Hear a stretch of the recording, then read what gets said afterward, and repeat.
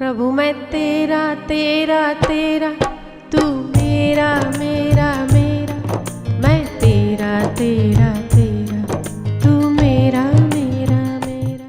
शिवाजी महाराज, समर्थ गुरु रामदास, विवेकानंद, स्वामी रामकृष्ण परमहंस, चाणक्य, चंद्रगुप्त, અર્જુન, કૃષ્ણ, આ બધી જોડીઓ જે તમે જુઓ છો ये समाज के प्रति कमिटमेंट है। ये जोड़ियों का, अर्जुन का कमिटमेंट कृष्ण के प्रति, हूँ तारो शिष्य छू, तमे मारा गुरु छो, तमे जेम कहेशो हूँ करीश। तो पेला कहे छे के युद्ध कर, तो युद्ध कर्યું। रामकृष्ण परमहंस ने विवेकानंद को कहा कि विवेकानंद कहते हैं कि अब मैं अपने भीतर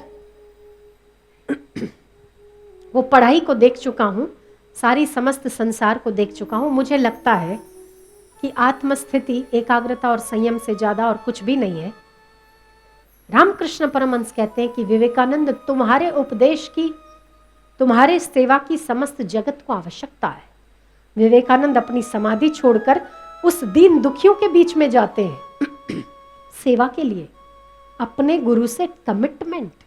चंद्रगुप्त मौर्य, चाणक्य, गुरु के प्रति सेवा और उस सेवा की आज्ञा है। चंद्रगुप्त, तुम्हें अखंड भारत का निर्माण करना है, अपने आप को झोंक दिया। कमिटमेंट, गुरु से कमिटमेंट। इसके अलावा आप कई नामी अनामी, ईश्वर चंद्र विद्यासागर, मदन मोहन मालवीय जी, गांधी जी, कमिटमेंट किसका? समाज के प्रति, समाज सेवा उनका धर्म है, उन्होंने किया। कई ऐसे राजा हो गए, राजा जनक, राजाज, कई ऐसे राजा हो गए जो, रानी लक्ष्मीबाई, आपके देश को अंग्रेजों की बेड़ियों से मुक्त कराने का कमिटमेंट है, अपने आप से, देश से नहीं, अपने आप से। और उन्होंने, क्या वो सफल हुई? नहीं हुई। फिर भी चंद लोगों में उस महारानी लक्ष्मीबाई का नाम तो आता है। उस जमाने में वे लोग भी थे जिन लोगों ने अपने आप को उन चंद लोभ के चक्कर में अपने आप को बेच दिया। क्या उनका नाम आप जानते हो? मरे तो वो लोग भी, और मरी तो लक्ष्मीबाई भी। पर आज भी लक्ष्मीबाई का नाम आता है तो माइयों के चित्त के रोंगटे खड़े हो जाते हैं। हमारे चित्त में देशभक्ति का लहू उमड़ पड़ता है। वो लक्ष्मीबाई थी। आपका कमिटमेंट सेवा का, धर्म के प्रति, समाज के प्रति, अपने गुरु के प्रति, दीन दुखियों के प्रति। विनोबा भावे, क्या है विनोबा भावे का जीवन? ऐसे ऐसे आप विनोबा भावे को देखोगे, कैसा जीवन, दुबला पतला शरीर, और हर गांव में जाते थे तो गांव में जो पहले खुले में शौच जाते थे, अब तो उसके बाद वो ये सिस्टम, अभी भी कई गांवों में खुले में शौच जाते हैं। पर उस समय जब खुले में शौच जाते थे तो बहुत बदबू और प्लेग की बीमारी, हैजा आदि बहुत आम बात होती थी। तो विनोबा भावे अपने सिर पर टोकरे लेकर लोगों का मल उठाकर बाहर खड्डों में डाला करते थे। ये सेवा का कमिटमेंट। आपके जगत में ऐसे ऐसे महापुरुष हो गए जिन्होंने अपने सुख और चैन को दांव पर लगाकर समाज को सुखी किया है। इसीलिए आप लोग चैन की सांस लेते हैं। अगर भगवान कृष्ण ने यमुना को जहर रहित ना किया होता तो आज आपको पानी जहर वाला ही मिलता, जहर रहित नहीं मिलता। अगर भगवान कृष्ण ने कंस के आतताइयों से आपको मुक्ति ना दिलाई होती तो आज आप शोषण में जी रहे होते।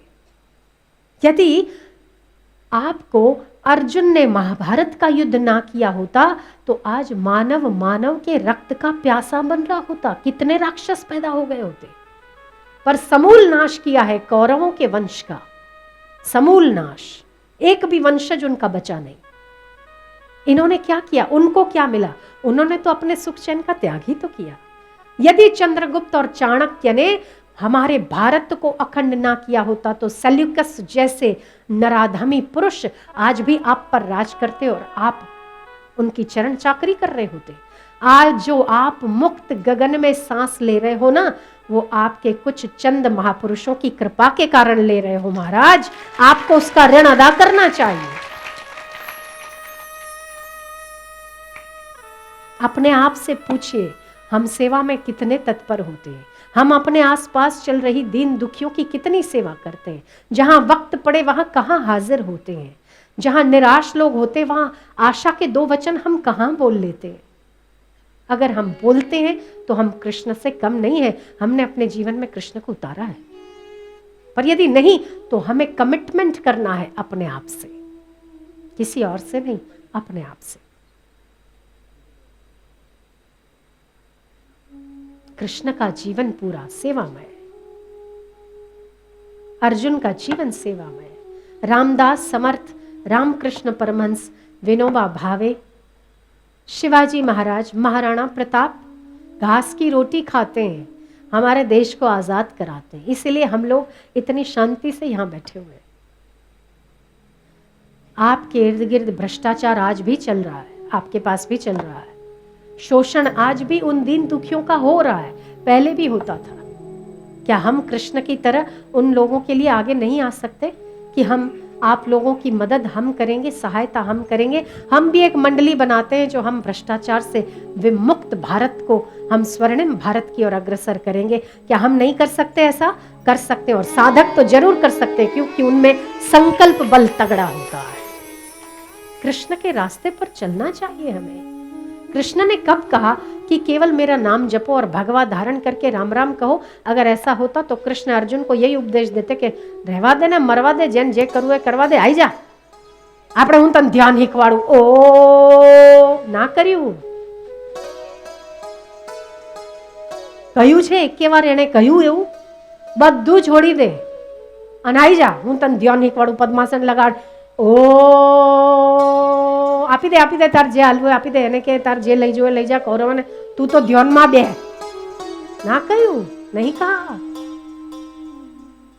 उनके लिए लड़ अर्जुन, जिन अधिकारों का अधिकार उन शोषणकारियों ने ले लिया है, उनके लिए लड़ो अर्जुन, जिन अत्याचारियों ने इस देश को अत्याचार से शोषित कर रखा है।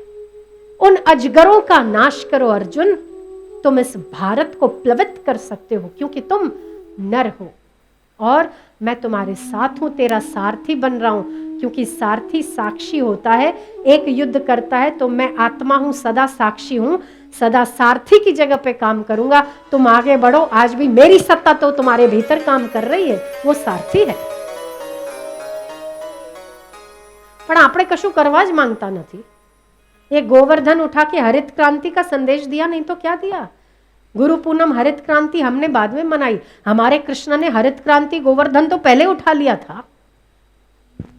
हमने हरित क्रांति रक्षाबंधन बाद में मनाई, कृष्ण ने तो हरित क्रांति का पहले ही संदेश दे दिया था कि इंद्र को पायमान हो जाते हैं, इंद्र की पूजा करो, क्योंकि इंद्र बारिश भेजते हैं। शनि पूजा करो, हमारा झाड़ पान पशु पक्षी, ये हमारे जो पेड़ पौधे हमको जो देते, औषधियों की पूजा करो जो हमें स्वस्थ रखते, उन पेड़ों की पूजा करो जो हमारा कार्बन डाइऑक्साइड लेकर हमको ऑक्सीजन रिटर्न में देते। શેના માટે? એટલે ઇન્દ્ર કુપિત થઈ ગયા તો ધમ ધોકાટ વરસાદ કે કશો વાંધો નહીં, હું જ્યાં હું છું ને ત્યાં किसी का कोई बाल बांका नहीं कर सकता है। चरण चिन्ह कृष्ण के लगे, गोवर्धन हाथ में, तब सबकी सुरक्षा निश्चित हो गई।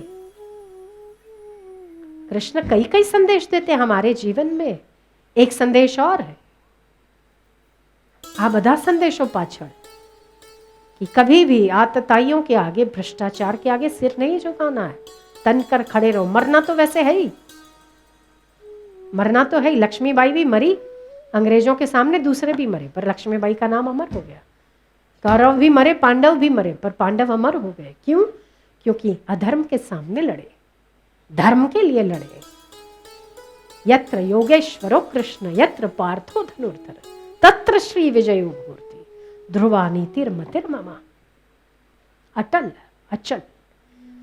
तो आप भी अपने जीवन में कमिटमेंट, सबसे पहला कमिटमेंट, सवारे उठिए ने रात्रे सूता सुधी हंसतू रहवानुं, प्रसन्न चित्त रहो। कुछ भी हो जाए आपको अपना ये कमिटमेंट याद रहना चाहिए। कुछ भी हो जाए, मैं 12:30 नहीं वगाड़ू।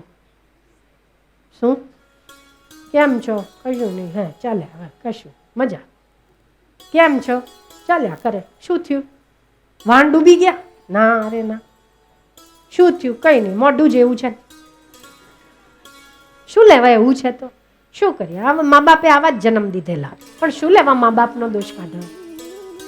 અમારું મોઢું જેવું છે કહી દો. હા, શું કામ किसी की निंदा क्यों करनी है आपको? प्रसन्न चित्त,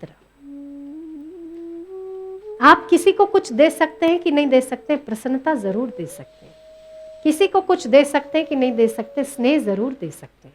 कोई बीमार व्यक्ति आपके सामने पड़ा है, अगर आप उसके सिर पर हाथ घुमा लेंगे ना, एक ही डॉक्टर के पास दो, जो यहाँ पर डॉक्टर बैठे होंगे, एक्सपेरिमेंट करके देखना हो तो देख सकते हैं, हमने तो किया है. दो व्यक्ति, एक पेशेंट, एक डॉक्टर के पास जाते हैं, दो पेशेंट, दोनों को सेम दवाई है, पर एक व्यक्ति जब पेशेंट जब घर में जाता है, उस घर में उसके बाल बच्चे उससे स्नेह से पूछते हैं, माँ डॉक्टर ने क्या कहा? आपको दवाई लिख कर दी? हाँ बेटा. दवाई लाऊं माँ? नहीं बेटा. माँ तू जल्दी ठीक हो जा, मुझे अच्छा नहीं लगता है तू ऐसे बीमार रहती है. केवल ये बच्चे के दो शब्द. दूसरी औरत जाती है घर में, माँ दवाई लेकर आती है या नहीं लाती है, ली है या नहीं ली है, वो लेती है, रात को सो जाती है, सुबह उठती है, काम करती है. दोनों पेशेंटों में आप अगर रिकवरी देखना चाहोगे तो जिस बच्चे में, जिस बच्चों ने स्नेह से माँ को पाला है, उसकी रिकवरी ज़्यादा होगी बजाय उसके जिसको स्नेह नहीं मिलता है. स्नेह का बलवान, स्नेह बलवान है. जैसे आपको स्नेह की आवश्यकता है, ऐसे दूसरों को भी आवश्यकता है. जैसा जीव और परमात्मा आपके भीतर है, वैसा ही दूसरों के भीतर है. स्नेह प्रदान कीजिए, उसमें तो आप दाता है कि नहीं है? स्नेह दीजिए. कुछ दे सकते हैं या नहीं दे सकते? स्नेह जरूर दे सकते हैं.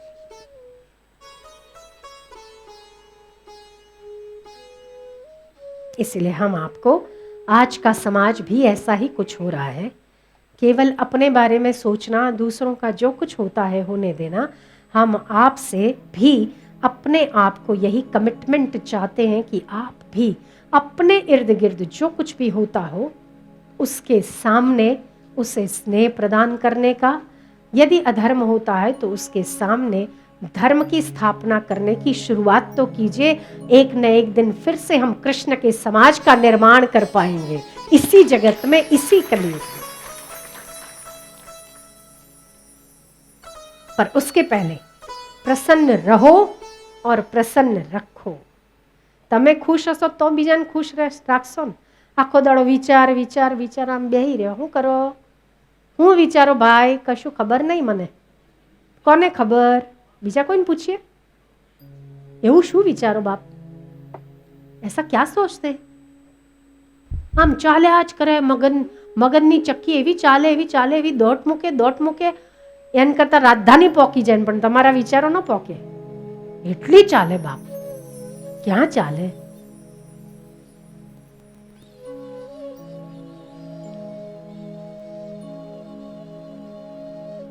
प्रसन्न रहिए. प्रसन्न रहने के आपके पास पर्याप्त कारण है. हम मानते हैं कि ईश्वर ने इतना तो हमको दिया ही है कि हम दिन भर खुश रह सकते हैं, अगर आप अपनी खुशियों पर विचार करो. बराबर है? सही है? स्वस्थ हो आप, भोजन मिलता है, नींद आती है, खाना हजम हो रहा है, हाथ पांव सलामत है. પછી શું દુઃખ છે? દુઃખ નહીં ને એમ જ વિચાર કરે. શું થાય? માણસનું મગજ નવરું હોય, શું નવરું માણસ ના ખોદ વાળે. इससे तो किसी काम लगना, सेवा करना. सत्संग लिख, राम नाम लिखो, सत्संग लिखो, किसी के मदद करो, किसी की सेवा करो. आखो दाड़ो मोबाइल में હું પડ્યું બસ.